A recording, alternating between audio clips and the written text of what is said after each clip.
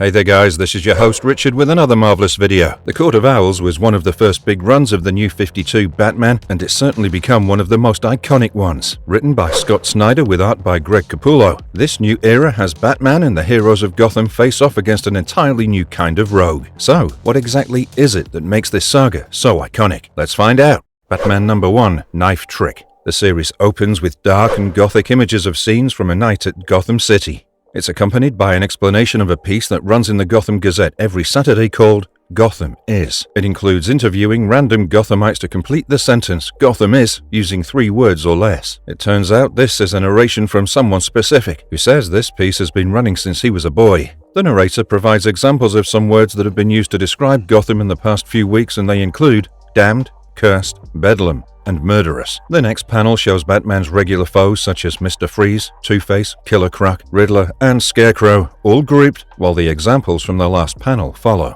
Gotham is villainous, Gotham is a losing game, and Gotham is hopeless, followed by the rogue warning Batman there's no way out. We only see Batman's lips, which say, there's no place like home. As the Caped Crusader takes on the villains with little fear, the narration continues, talking about the Gotham Is question. It explains that sometimes kids will give a villain's name as the answer to the question, for shock value. However, there'll also be people trying to make the argument that the city is best reflected by certain villains like Two-Face, meaning the city is at odds with itself, or Killer Croc, meaning the city is little more than a cannibalistic monster. But no matter the names, the narrator says that Gotham's criminals will never define this city because, in the end, they're all predictably simple and cowardly. As Batman is thrown through glass into a particular cell, the narrator says that sometimes even he will be caught off guard by what some of these villains do. In the cell, we see Joker emerging from the darkness, asking Batman if he was going to die without saying goodbye. Batman looks nonplussed, instead asking Joker if he's ready. Joker says he is, and they both bust out of the cell, fighting the other inmates together. Some of them wonder aloud why Batman's arch-nemesis is working with him, but the only answer they get is a kick or punch to the face. The narrator, who we can now confirm is Batman, resumes his explanation, revealing that one of the most common answers to Gotham is often Batman, which he's partial to. He says a vote for Batman is an affirmation of Gotham's heroes like Commissioner Gordon. On cue, we see Gordon on the roof of the GCPD standing next to the bat signal. Batman shows up and Gordon asks him about the breakout at Arkham. Batman explains that it wasn't a breakout, but rather a corrupt guard's last-ditch effort to stop Batman from apprehending him. Gordon's a little amazed to find that it's Dan Matthews, who Gordon knew well and thought was a good man. However, Batman informs him about Matthews' mistress, which Gordon adds up with the boy's father's health problems to conclude that someone indeed got to him, which he finds disheartening. He also asks Batman if he had a man on the inside to snuff out this information, and Batman confirms it. They depart after Gordon lightly insinuates that the footage shows Batman fighting alongside Joker, which Batman waves off as ridiculous. Sometime later, at the Batcave, we see the Joker taunting Bruce sitting at his computer, brooding. Batman explains that he's working, testing a new system that allows him to access the Batcave computer from anywhere through an eye lens. It's also revealed that the Joker is actually Dick Grayson wearing a fancy disguise, an EMP mask. He asks about his performance, to which Bruce replies it went quite well. Dick thanks Alfred's acting lessons, but bemoans being left in there an extra day. Bruce says he needed time to confirm information about Matthews, and it was a day off for Dick. A logic Dick finds amusing. They meet up with Tim Drake and Damian Wayne at Wayne Manor and head for a party. While there, Bruce gives a speech talking about the Gotham Is question, as well as his past, and says that Gotham should instead be looking toward the future. He talks of a phrase his father used to repeat on occasion, "Tomorrow is one dream away," and applying it unveils plans to rebuild a lot of Gotham's derelict areas and invest in public infrastructure. He shows them a vision of what Gotham's future could be and asks everyone at the party to invest in it. Alfred congratulates him on the speech, but not without taking a whispering jab at omitting the part where Bruce plans on building bat bunkers throughout the city. Vicky Vale approaches Bruce and talks about his accomplishments and plans, after which she introduces him to Lincoln March. Bruce has already done his research on the mayoral candidate and venture capitalist. March is impressed, and they talk about exchanging votes and setting up meetings to discuss investing in Gotham's future.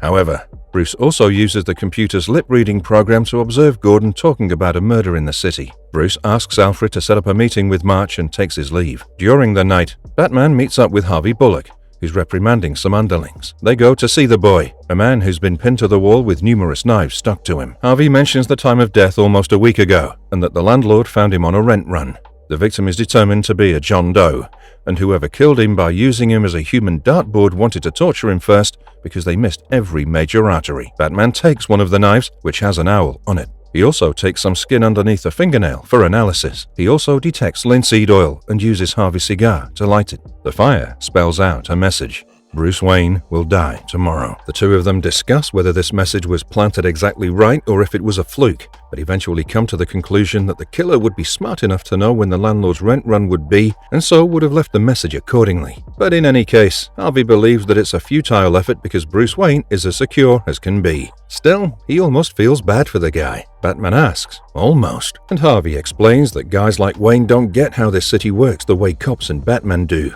He goes on about how the city knows you and it stabs you in the back right when you feel too comfortable.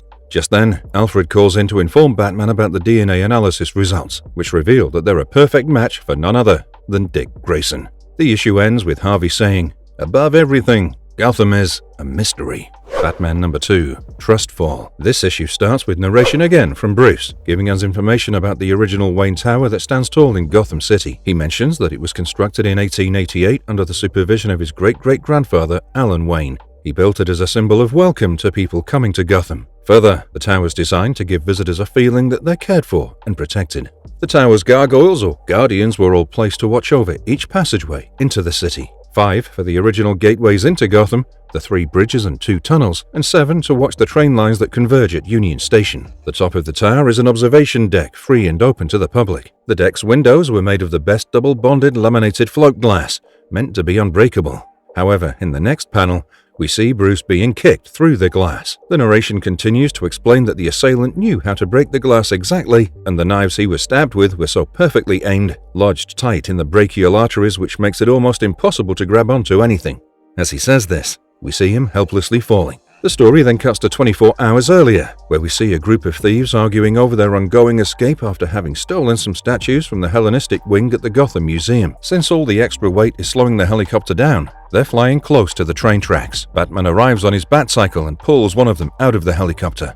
The other 2 decide to call his bluff and play chicken with him, ultimately failing as Batman launches the bike off a train and through the helicopter windshield. Meanwhile, at Gotham Morgue, Commissioner Gordon and the mortician are talking about the cause of death and possible clues. After the mortician leaves, Gordon contacts Batman, who accesses the morgue's camera remotely and using a laser gadget attached to the camera, creates a holographic projection of the body in the Batcave. Batman detects some scar tissue on the man's face and hands, which Gordon identifies as the pugilist's beauty marks, which Batman then clarifies as the defensive scarring of someone who taught and trained young fighters. Gordon also mentions that he contacted Bruce Wayne and offered police protection, but he rejected the offer. He asks Batman if he's keeping an eye on Bruce, and Batman says he's got it covered. Additionally, they find a strange mark on the victim's right wisdom tooth, an Athenian owl. The Commissioner recalls a nursery song, "Beware the court of owls that watches all the time, ruling Gotham from a shadowed perch, behind granite and lime. They watch you at your hearth, they watch you in your bed. Speak not a whispered word of them,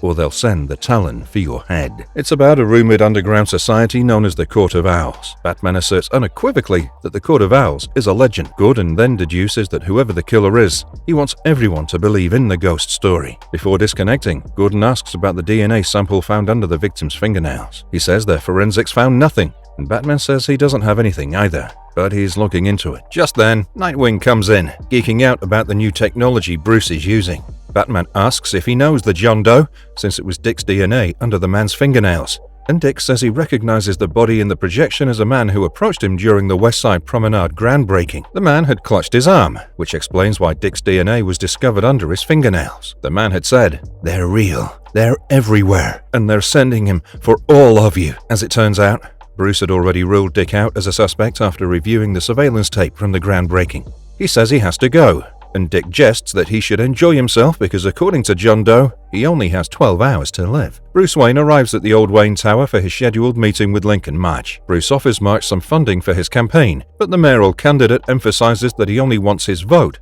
not the money. March also confides in Bruce that he sees him as an ally because he too lost his parents when he was young. March thinks he and Bruce are comparable not simply because of their traumas, but also because Gotham saved them both. Gotham gave them a purpose. However, March admits that something horrible has returned to Gotham, something ancient, powerful, and evil. Before Bruce can ask what he meant by this, they're ambushed by a mysterious figure with an owl mask, dressed in black. March says he won't be intimidated, and the assailant throws a knife into March's chest. As Bruce runs toward him, he catches a knife in his own arm. The assailant declares that the Court of Owls has sentenced Bruce Wayne to die and kicks him out of the tower's window, bringing us up to the start of the issue.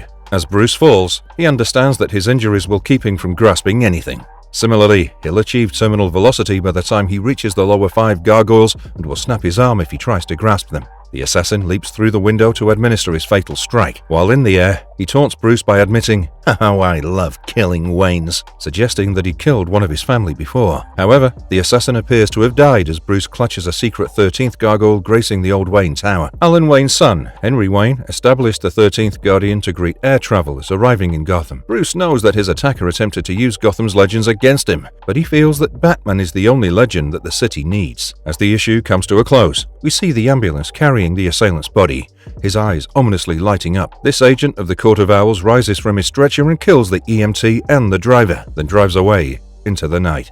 Batman number 3, The 13th Hour. This issue begins in Gotham City during the winter of 1922. A man frantically runs through the streets of Gotham in his nightgown, asking for help. He runs into the arms of a couple of police officers, who identify him as Alan Wayne.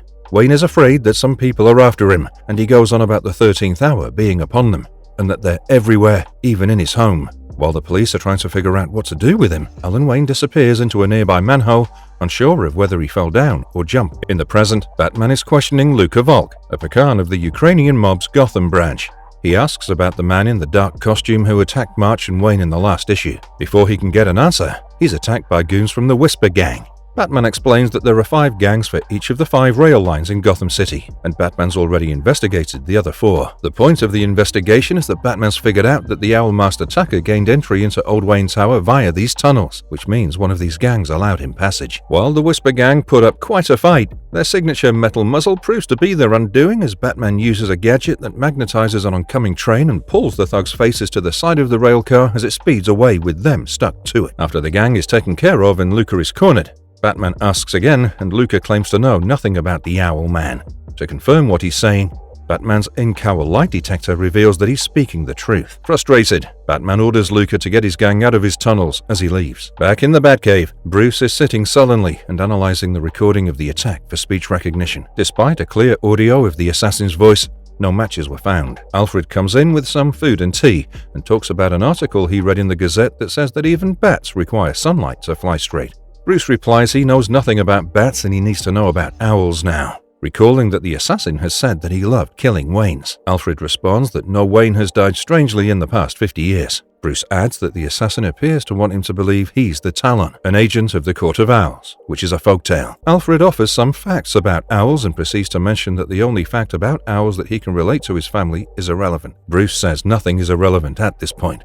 So Alfred divulges that near the time of his death, Bruce's great-great-grandfather, Alan Wayne, had become senile and obsessed with owls. He'd started to become paranoid that owls were conspiring against him to the point that they were hiding in the walls of Wayne Manor. Alfred says that Alan Wayne had drowned after falling into a manhole and no foul play was suspected. After he learns this, Bruce says he's got to head out. Alfred recommends spending the day at home with some medicinal black tea and taking rest, given his recent injuries with the fall, the stab wounds, and so on. Bruce refuses, adding that, like Alfred mentioned, even bats need sunshine. Bruce pays a visit to Lincoln March in the hospital and inquires about the terrible news he told him about prior to the attack. Lincoln explains that he'd received warnings and threats to quit his run for mayor. 2 weeks ago, he awoke to discover an owl in his closet, sitting on a pile of bones. Bruce doubts the Court of Owls' existence, believing that he'd have discovered it by now. Lincoln adds that it may not have been until Bruce began making plans to restructure Gotham that the Court of Owls chose to contact him. Lincoln advises Bruce that if he focuses on minor risks, he'll miss the more serious ones. In reaction, Bruce declares that he'll have his own security personnel look after Lincoln while he's away. March worries that if Bruce's people are looking after him,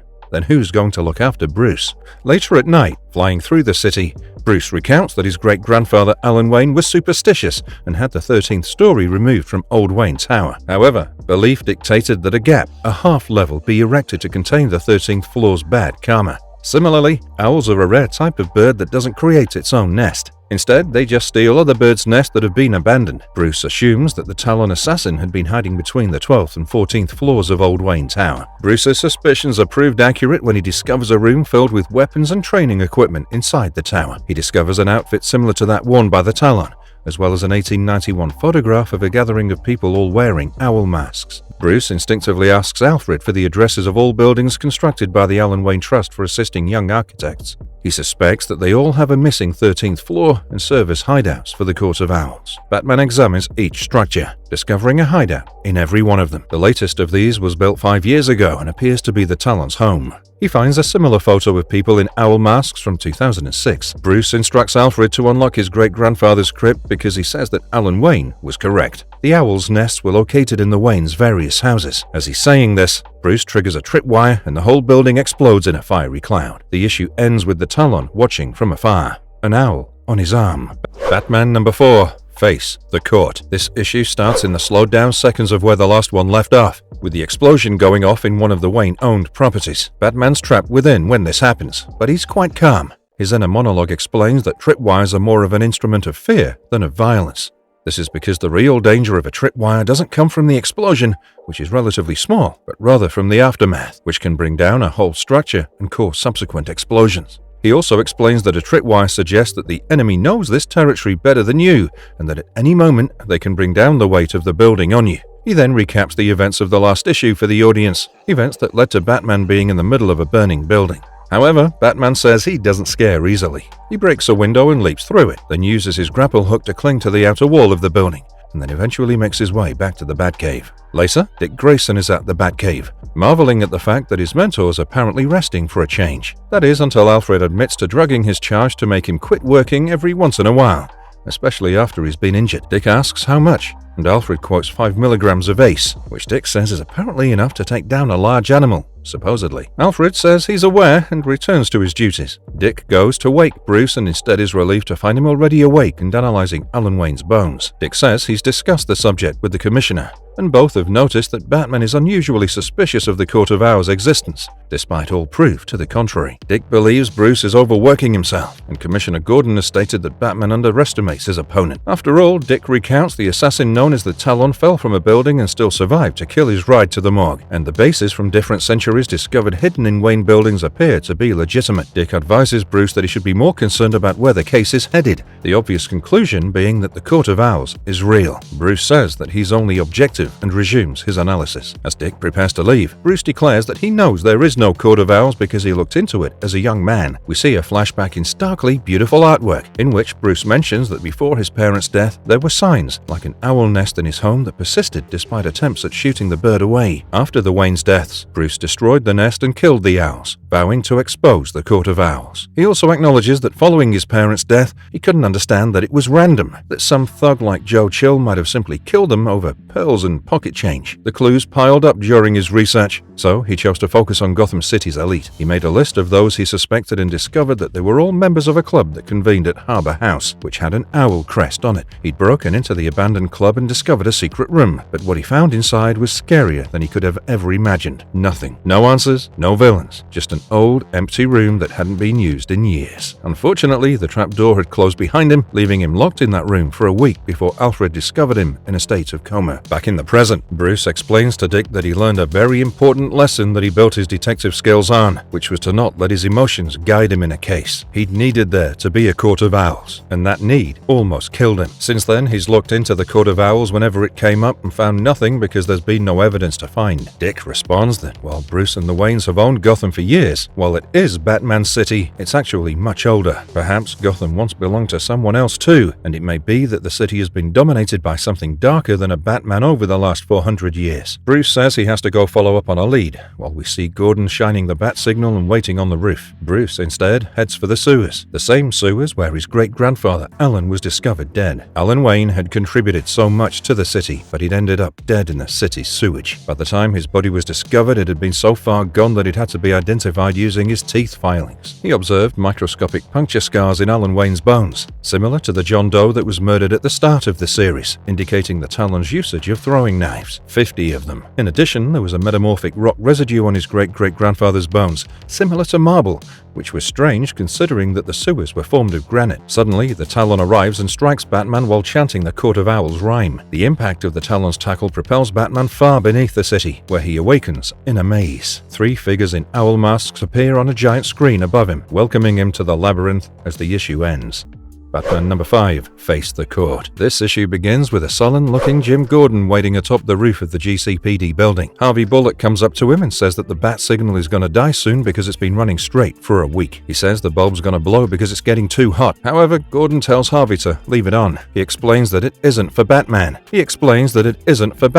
But for all of those who need to be reassured, the criminals who need to be warned, and the loved ones who need hope that the man behind the mask is still out there. We see panels of different members of the Batman family as this narration goes on, protecting the city in Batman's absence. Batman, meanwhile, is trapped in a massive labyrinth deep beneath Gotham City. After 8 days of being in the same rooms again and over, his resolve and sanity are fading. He keeps repeating that if he doesn't step out of the shadows, they won't get him. He ends up in a room with a big fountain shaped like an owl, and despite his need, he refuses to drink for fear of being poisoned by the Court of Owls. However, eventually, he caves and drinks a little. He returns to the maze and finds himself in a familiar room. It's a room full of photos of people who have died in this maze, driven insane in the same manner he is. Each image depicts the haggard visage of an enemy of the Court of Owls, driven insane and starved by the maze. A camera stands in the center of the room, waiting to snap Batman's photo, but he destroys it in rage after seeing his own haggard visage and a reflection of the Talon, and then flees into the maze. Once he's out, he tells himself to keep his head straight in focus. He tries to stay in the dark, but then he sees his captors at the end of a hallway. He screams and frantically runs at them, but they disappear at the last moment, implying that Bruce is hallucinating. Bruce gets more frantic and scours the floor for clues, saying that he can't be fooled and he knows all the tricks. He thinks sooner or later he'll find them and they can't hide for long. Unseen by him, however, the Talon watches his every move. Batman falls into a room with thousands of engraved names on the walls. He believes this room is intended to convey to him that the Court of Owls has been in Gotham for much longer than he has,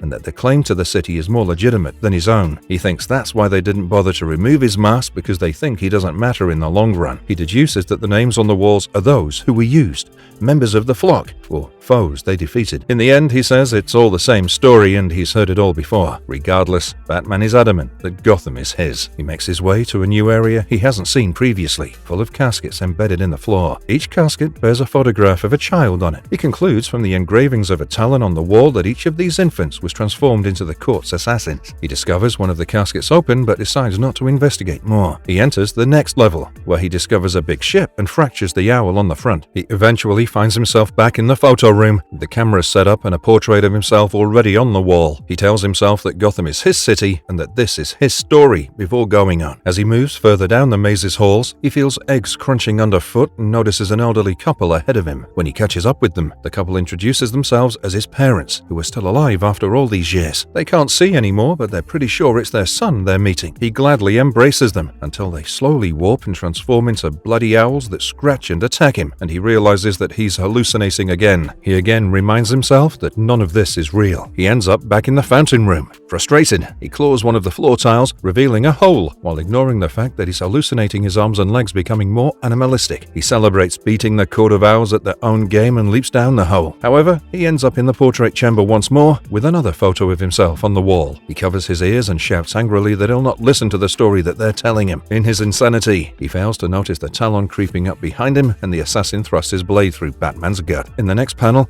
we see that the bulb in the bat signal at Gotham City Police headquarters has exploded, causing the lamp to catch fire. Everyone tries to put it out, and then the officers and Harvey ask Gordon what to do with it. Just then, Gordon and Bullock hear Robin's voice, who says that they should get a new one. The officers don't react, which prompts Robin to first scream at them to act now, but then the issue comes to a close with the sidekick pleading for a new bat signal.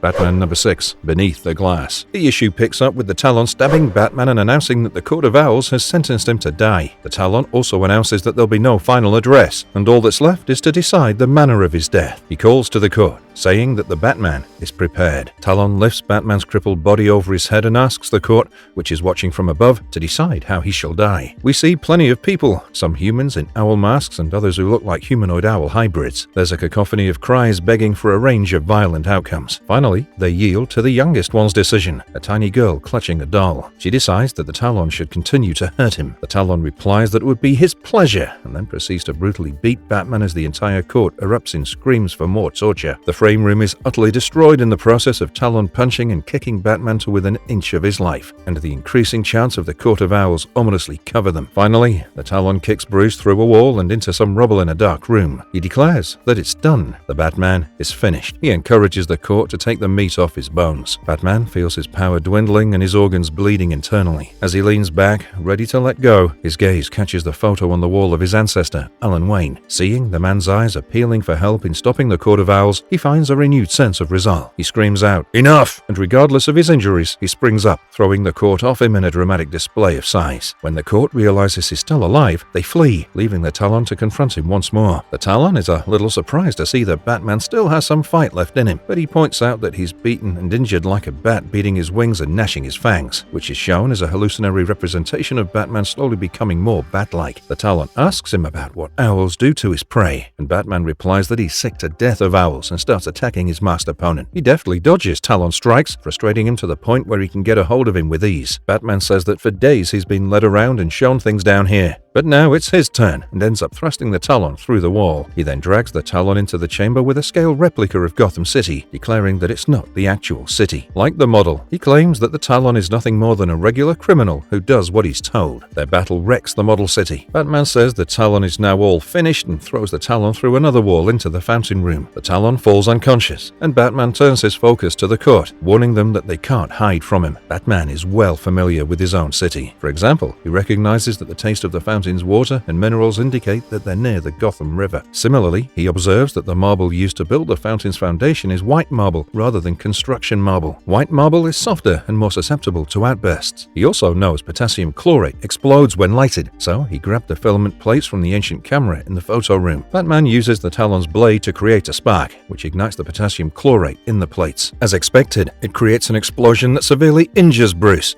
but also creates a hole in the white marble. He says that he'll be back for all of them, then manages to crawl into the hole and falls down, landing in one of the underground caverns. He tries to somehow get home through the Gotham River's flow, leading back to the Batcave, while vowing to never come back to this place. However, he quickly discovers that the river is covered in ice, and he no longer has the strength to punch through it. He considers this another scheme of the court, thinking that they'll never let him go. He ponders to himself that he's already dead, bones in the dark, nothing but a dead face, and then slowly sinks to the bottom, feeling defeated. Back in the fountain room, an elderly woman in a wheelchair who appears to control the Court of Owls remarks that the fight was thrilling. Her aide, pushing her around, calls the Batman a wonderful gladiator, and the old lady agrees. She meets up with other members of the court, who ask what's to be done with the Talon. The old lady demands that the Talon be destroyed, as his loss at Batman's hands will leave him useless, even if he's quite the investment and manages to heal and recover physically. However, she tells them not to worry, as there are so many more of them. They go into the room with all the coffins, and the old lady says that it's time to wake up all of them, which is where the issue comes to a close.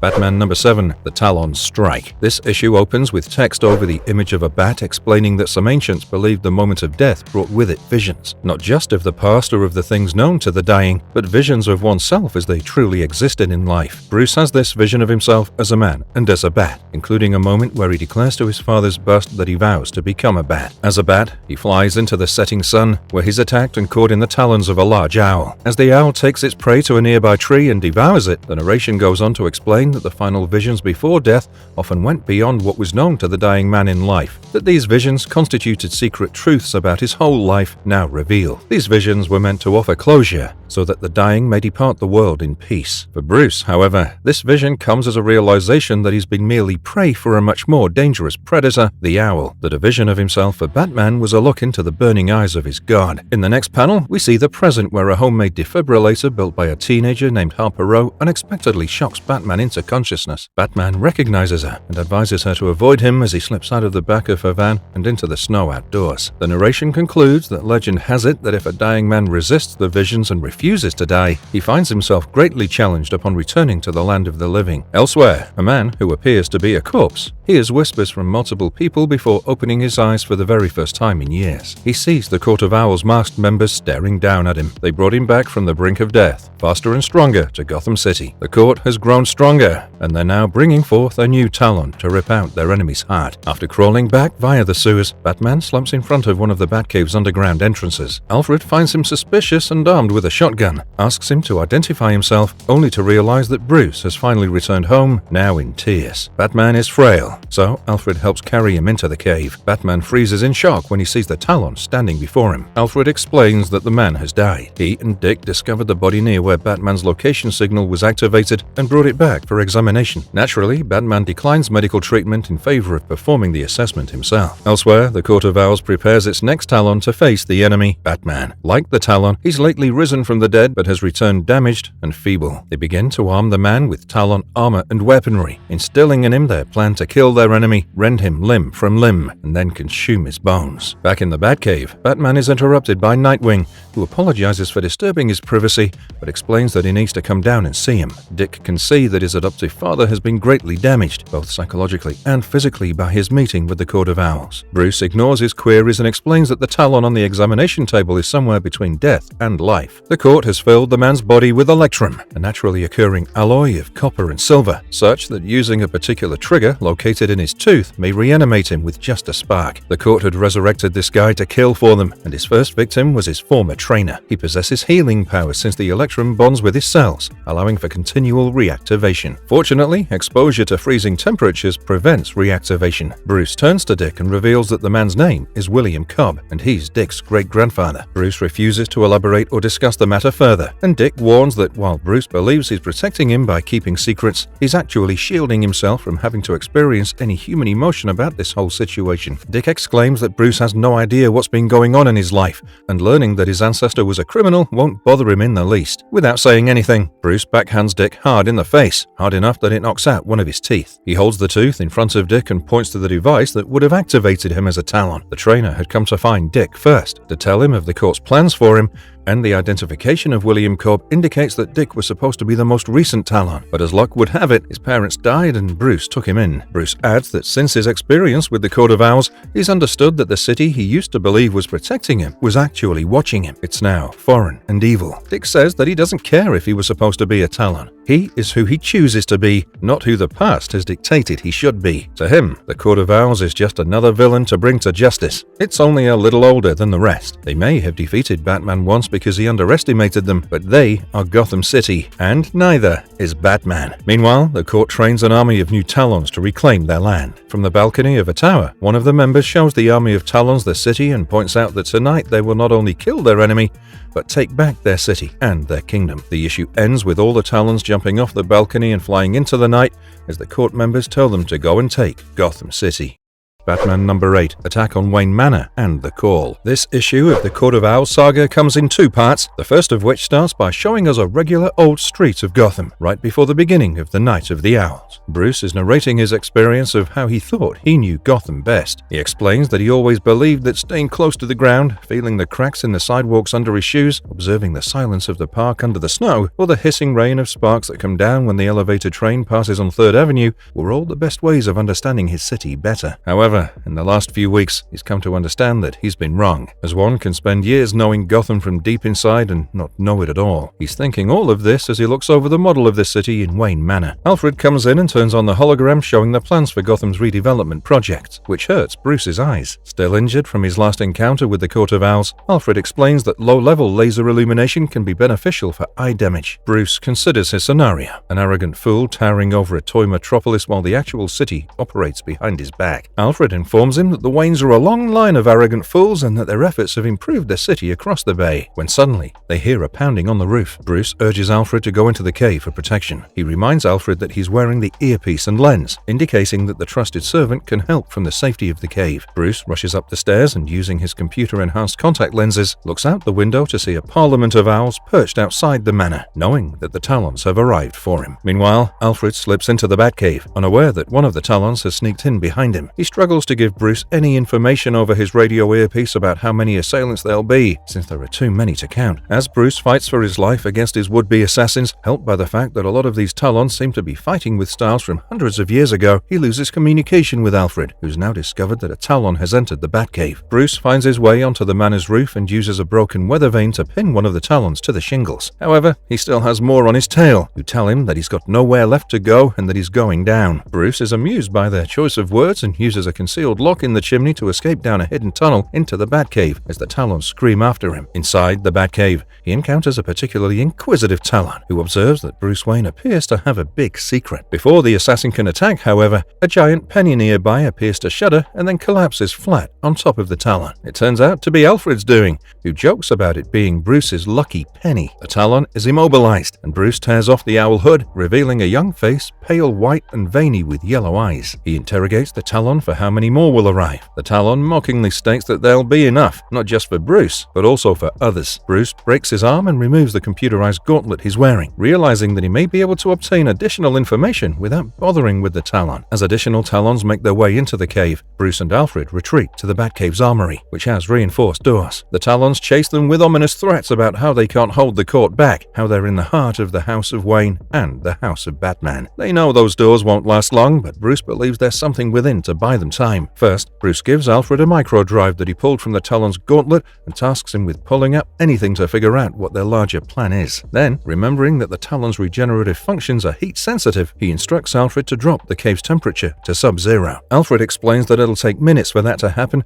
and the Talons could tear Bruce apart till then. Bruce looks around the armory and tells Alfred not to worry about that part. Outside, the Talons pound away on the armory's doors, but they're surprised to see them opening slowly. Out steps the Batman, in a heavily armored batsuit, and he orders them to get the hell out of his house. The second part of this issue, titled The Call, picks right up where the first part ends, with Batman, dressed in his upgraded battle-armored batsuit, confronting the gathering Talons. Meanwhile, Alfred's attempting to decipher the stolen Talon computer chip from within the armory. Alfred's horrified to learn that the chip contains a list of targets, including almost every important public figure in Gotham City. Alfred realizes Commissioner Gordon and Mayor Haydee are in grave danger. As this is happening, we see Talons already in the process of surprising and murdering public leaders around the city, including the city controller, deputy sheriff, and county Supreme Court justice, all of whom have been sentenced to death by the Court of Owls. Back in the Batcave, Batman instructs Alfred to issue a call to the whole Bat family, everyone who's in the neighborhood, such as Dick Grayson, Red Hood, Damian Wayne, Batgirl, the Birds of Prey, and more, should go to individuals on the kill list and defend them. This'll be a challenging mission because the Talons have exceptional regenerating abilities, and for many of the targets on the list, it may be too late. Alfred is surprised when he hears banging on the armory doors, and the Talons inform him that he too is one of the names listed. As the issue comes to a close, Alfred sighs, wishing his charges luck and praying for their safety.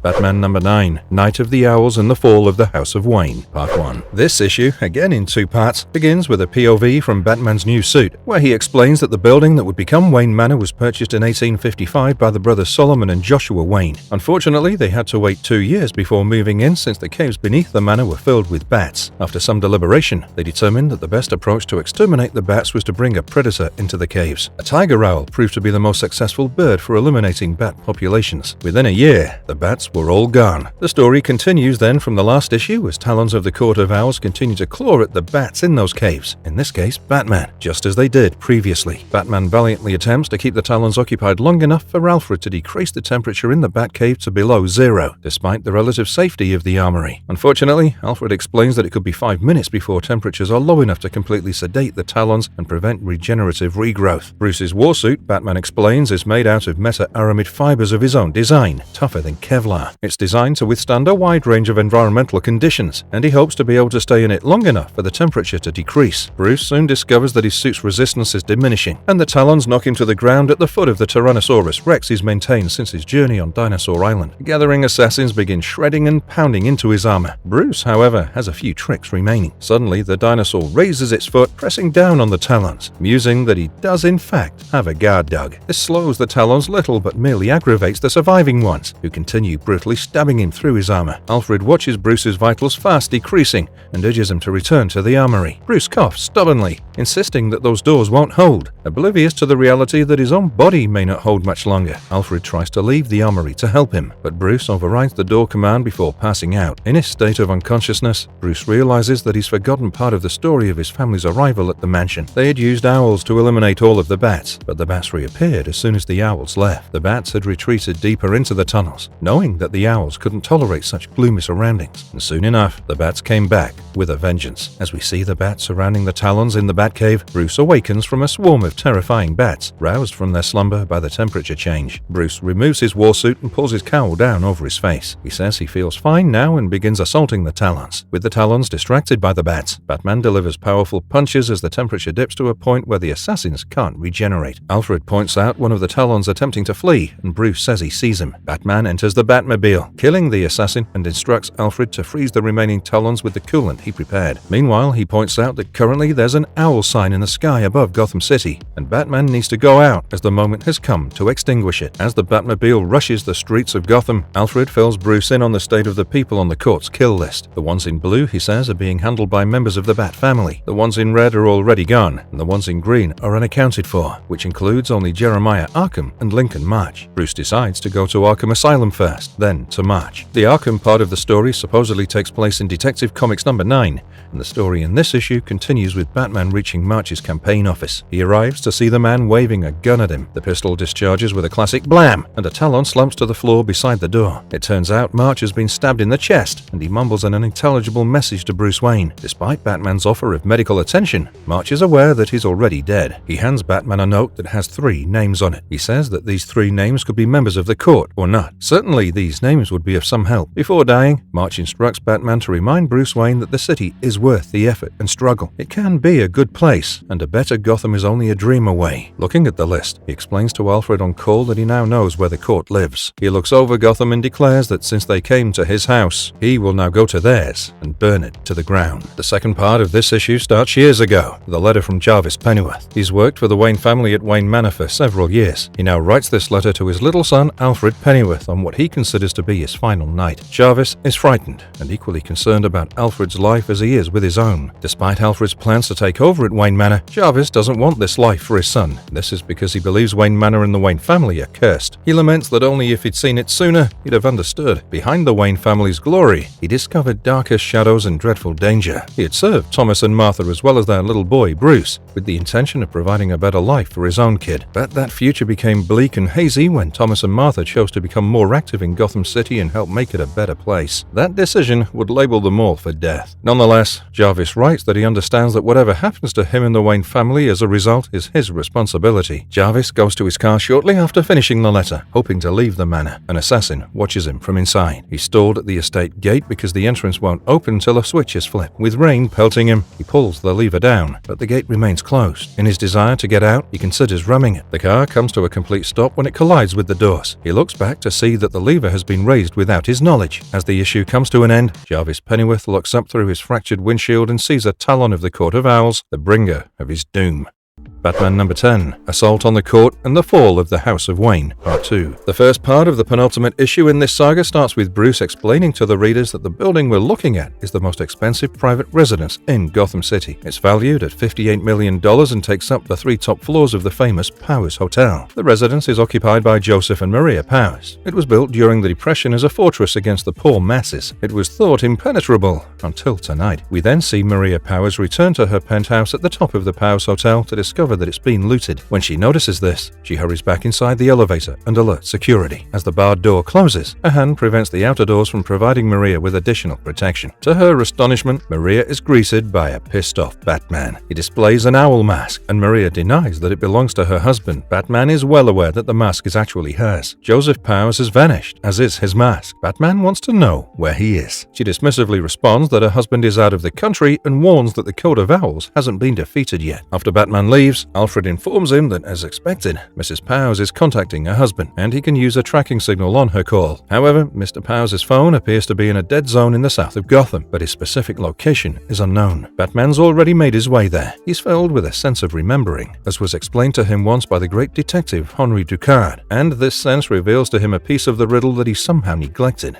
Harbor House, the missing puzzle piece that ties everything together. As a child, he had looked into it, seeking to learn information about his parents' deaths. He had found nothing before, but he'll not leave empty-handed this time. In his determination, Batman marches into the old structure, ready to face any trap or obstacle in his quest to bring down the Court of Owls. He's surprised instead to discover inside a well-lit dining hall with the court sitting peacefully around the table. They're all dead, and Batman curses, "Damn you." The next morning, Bruce is perplexed as to why the court members would simply commit suicide. His thoughts turn to his parents' murders, and he fidgets with the bullet casings he saved from their murder for all this time. Alfred tries to prevent Bruce from thinking about it, but his uncertainty turns to determination. To him, the court's death appears to be a setup rather than an act of despair at having been defeated. The deceased member's money was transferred to another account, implying treachery within the court. As Bruce gets on his batsuit, he looks at his parents' portrait, unable to dismiss a link between their deaths and the court. Some sort of epiphany suddenly overtakes him, and he tells Alfred to inform Roberts that he won't make the meeting, as he has to find the one behind the court's deaths. Batman sneaks inside the morgue and opens a specific drawer, only to discover a letter that reads, "Follow me down the rabbit hole." Batman is all too willing. He then travels to Kane County,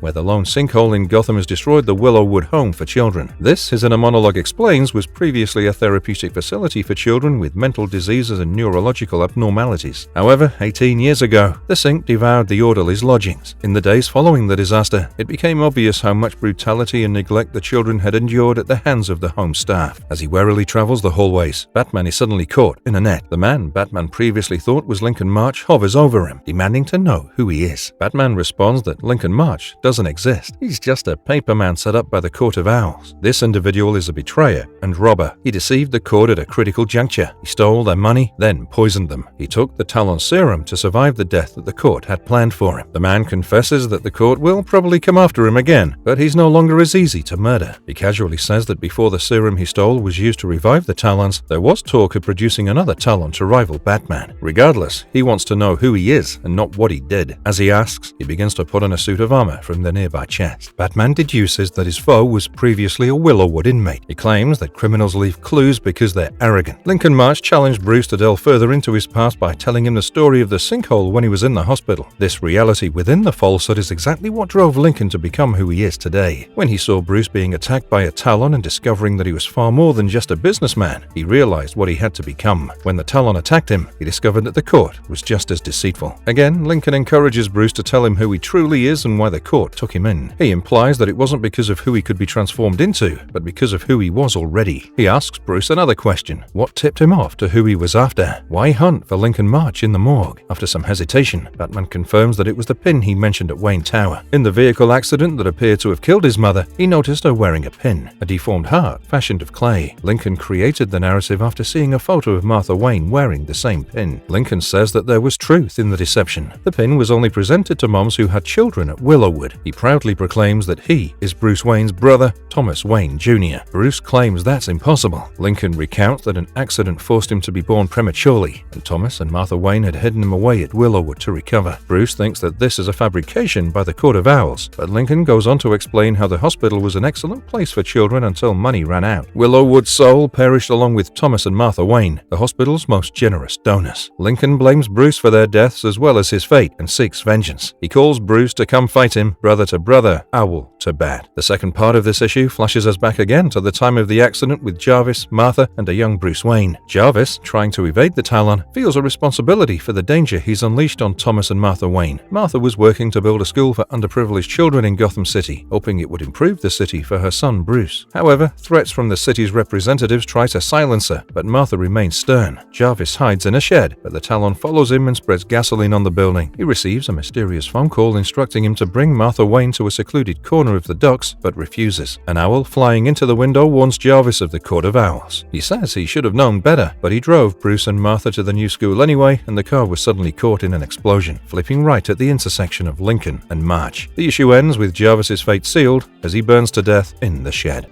Batman number 11, My Brother's Keeper, and the Fall of the House of Wayne. Conclusion. The final issue of the Court of Owls saga starts with a fight between the newly introduced brothers, Bruce and Thomas, one dressed in his Batsuit, the other in a high-tech owl suit. As he charges, bashing Batman through the frail walls of the condemned Willowwood home for children, March monologues to Bruce the story that defines him, one that he believes is true. Throughout history, stories like Romulus and Remus, where brothers supposed to share a fate were ripped apart by avarice, concluding with the greedier of the two abandoning the forgotten brother to rot. This time, March says he would slay the greedy Batman, who was so arrogant as to believe Gotham City was his. He propels Batman through the building's exterior wall, plummeting to the ground below. Batman manages to wrap his grasp around March's neck before yanking him down. March's owl armor contains technology that allows it to fly, and instead of falling, he flies upward, bringing Batman with him. He gives a tour of the life he saw denied to him through the windows of Willowwood. They saw by the Crown Tower, where March can see the massive Wayne Tower reflected in its shiny windows. They can now see the entire city mirrored in a reversed and strange image of itself. Angrily, March slams Batman against the building's mirrored walls, pieces of glass piercing him. March compares this sensation to what he had when the two of them were in a car accident that resulted in his early birth. March describes how he grew up as a sickly mute who had no idea of his identity. Martha had frequently visited the home, and March had recognized she was his mother. When he saw her on television, he realized he was the son of the powerful Wayne family. Meanwhile, the court had been talking to him in the night, assuring him that he was indeed Thomas Wayne Jr. and a son of the city. Even after the Waynes were dead, March thought his older brother would come and find him. While he waited and hoped, the level of service at Willowwood home deteriorated substantially, and while Bruce didn't come for him, the Owls did, and they saved him. March is convinced that Bruce had intentionally forgotten him so that he could have the city for himself. As he says this, March drags Batman through the city, throwing his hanging body to collide with objects as they come, such as a large clock tower bell. Finally, he lifts him as high, close to an ascending passenger plane,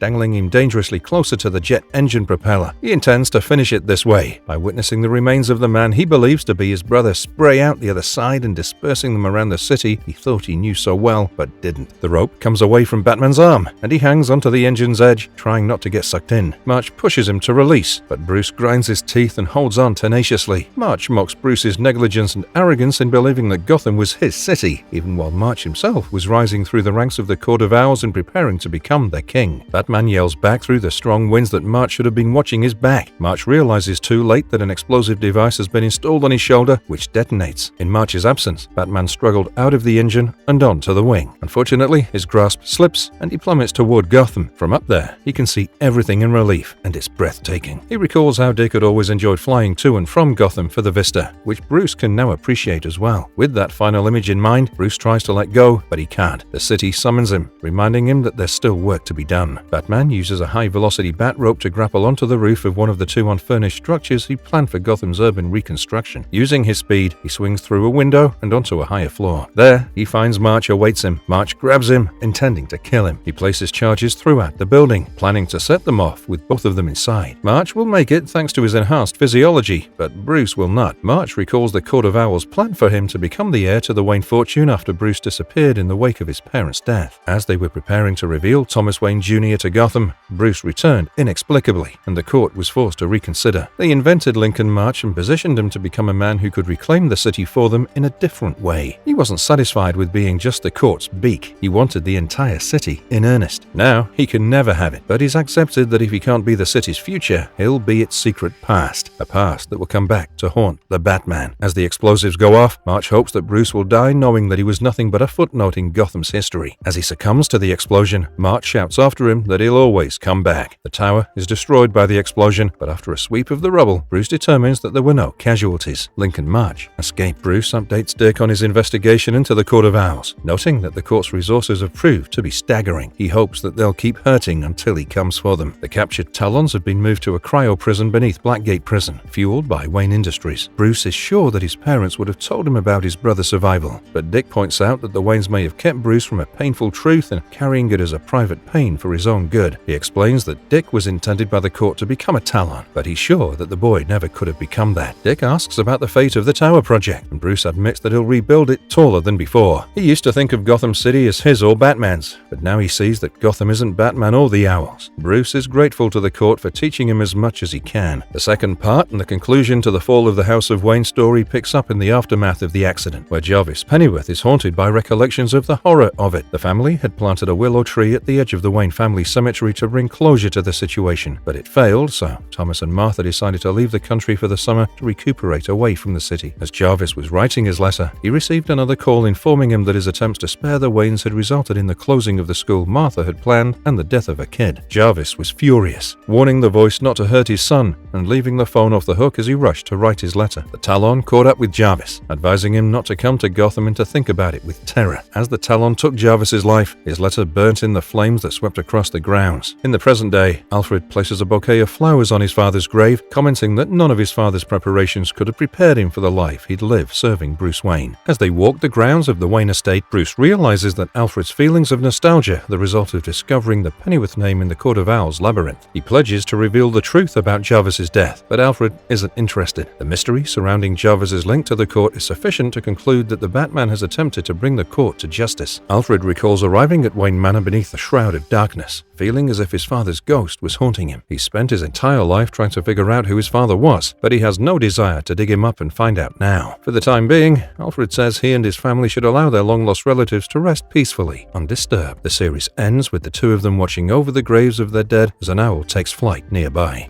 Marvelous verdict. The Court of Owls presents a formidable new enemy, not just for the Batman canon, but also manages to use its unique form to flesh out and expand the fictional history, geography, and populace of Gotham. With a story that spans more than 400 years, this particular run manages to establish the new 52 Batman and his Gotham in a sense of grounded realism, while still keeping one foot in the gothic horror and mystical elements that's essential to the story of the Caped Crusader. The slowly unraveling mystery of moral corruption and hidden truths is given an added layer of richness through Capullo's wonderfully moody artwork and some creative use of perspective. Batman often narrates directly to the readers, making us complicit and directly invested in his crusade and in Gotham's happenings, helping us understand the world better. There are also fun Easter eggs hinting at other more fantastical Batman adventures involving a dinosaur and a giant penny. But overall, the Court of Owls saga manages to present a perfectly paced and dramatic story for the greatest detective in the world. Even if it falters slightly toward the end, it's a Batman adventure that's sure to stand the test of time.